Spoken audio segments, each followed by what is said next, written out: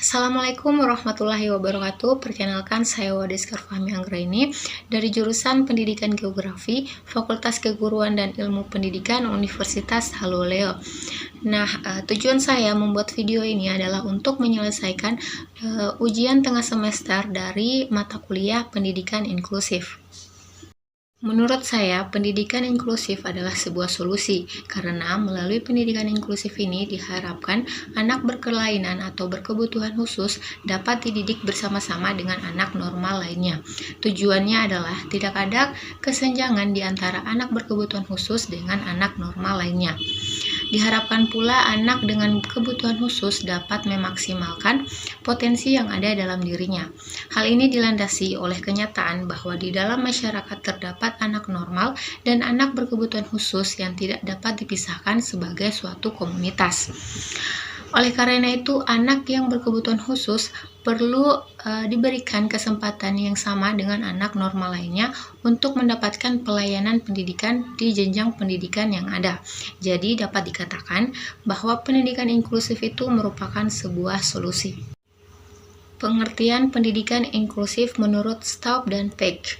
Pendidikan inklusif adalah penempatan anak berkelainan ringan, sedang, dan berat secara penuh di kelas. Hal ini menunjukkan kelas reguler merupakan tempat belajar yang relevan bagi anak-anak berkelainan apapun jenis kelainannya.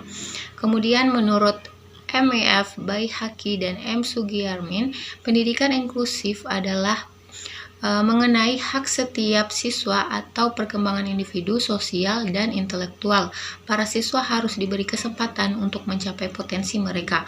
Untuk mencapai potensi tersebut, sistem pendidikan harus dirancang dengan mempertimbangkan perbedaan-perbedaan yang ada pada diri siswa. Bagi mereka yang memiliki ketidakmampuan khusus dan memiliki kebutuhan belajar yang luar biasa, harus mempunyai akses terhadap pendidikan yang bermutu tinggi dan tepat.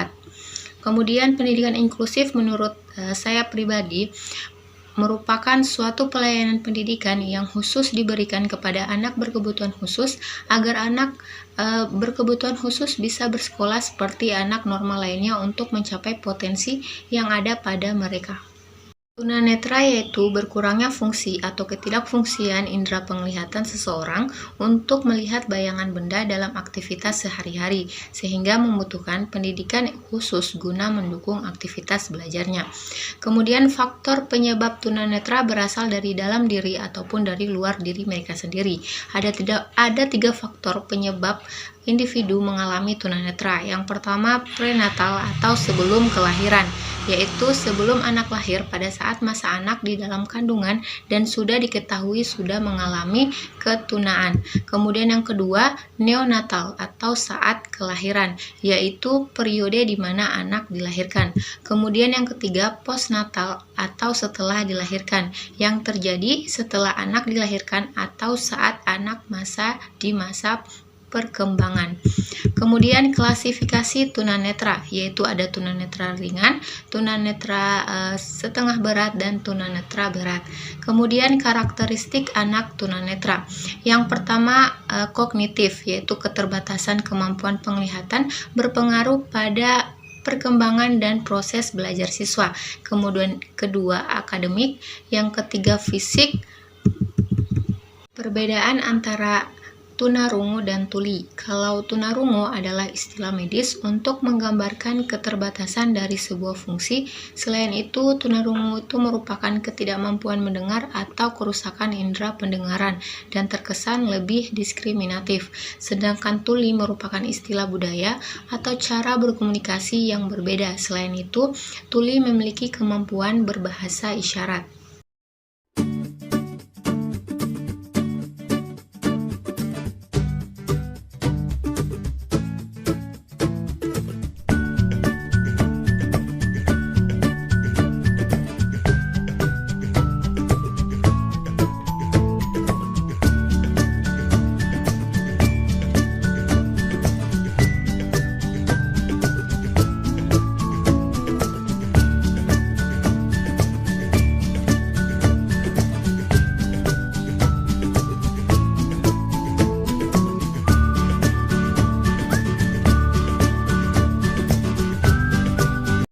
Cara saya jika saya sebagai seorang pendidik dalam membantu anak tunagrahita bersekolah di pendidikan inklusif adalah khusus anak tunagrahita bisa menggunakan metode analisa tingkah laku, analisa instruksional, analisa tugas, dan lain sebagainya yang dirancang untuk meningkatkan kemampuan tingkah lakunya. Selain itu, metode-metode belajar yang dikhususkan bagi anak tunagrahita mereka juga diperkenalkan pada kehidupan di luar institusi.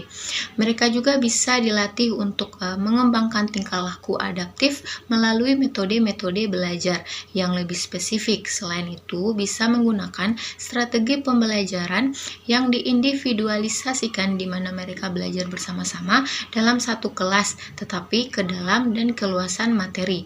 Pendekatan strap metode maupun teknik berbeda-beda disesuaikan dengan kemampuan dan kebutuhan setiap peserta didik. Namun, demikian dapat pula menggunakan strategi lainnya seperti strategi kooperatif dan strategi modifikasi tingkah laku, dan kita bisa memilih metode yang cocok agar anak tersebut bisa merangsang materi yang diperoleh melalui motorik yang cepat berpikir dan tidak mudah lupa. Anak tunadaksa itu kan merupakan suatu keadaan yang terganggu atau rusak sebagai akibat dari gangguan bentuk atau hambatan pada otot sendi dan tulang dalam fungsinya yang normal. Contohnya seperti anak yang memakai kursi roda karena tidak bisa berjalan. Nah, cara saya membantu anak tunadaksa jika berada di kampus saya, pertama, saya akan menanyakan terlebih dahulu apa yang mereka inginkan atau apa yang mereka butuhkan. Misalnya mereka ingin pergi ke perpus tapi mereka tidak tahu di mana lokasinya. Nah, saya sebagai mahasiswa lama di kampus itu akan membantu mereka dengan membawa atau mendorong kursi roda mereka menuju ke tempat yang diinginkan. Klasifikasi anak tunalaras yang dikemukakan oleh Quay tahun 1979 dalam Samuel A. Kirk and James J. Gallagher tahun 1986 yang dialih bahasakan oleh Muhammad Amin adalah sebagai berikut.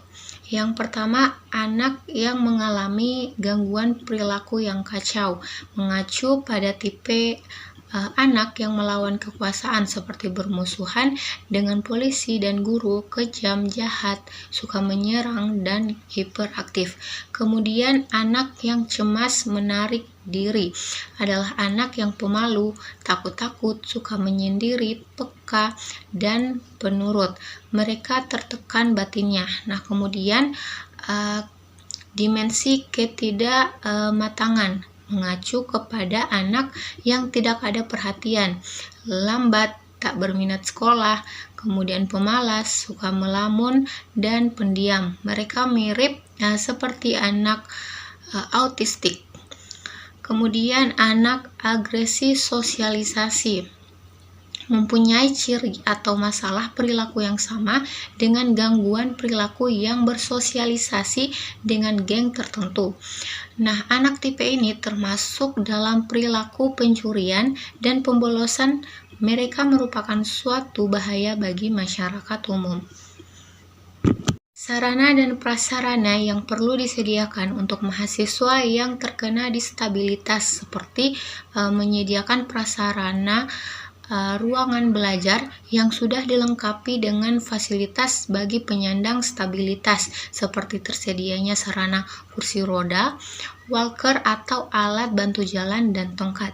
Kemudian menyediakan lahan parkir dekat pintu masuk dengan lambang aksesibilitas serta akses pintu yang dilengkapi dengan pegangan rambat atau handrail, kemudian menyediakan kursi tunggu untuk penyandang stabilitas jika melakukan pengurusan di jurusan atau direktorat, kemudian menyediakan toilet khusus penyandang stabilitas yang dilengkapi dengan pegangan rambat dan perletak bak cuci tangan harus mudah diakses oleh pengguna kursi roda.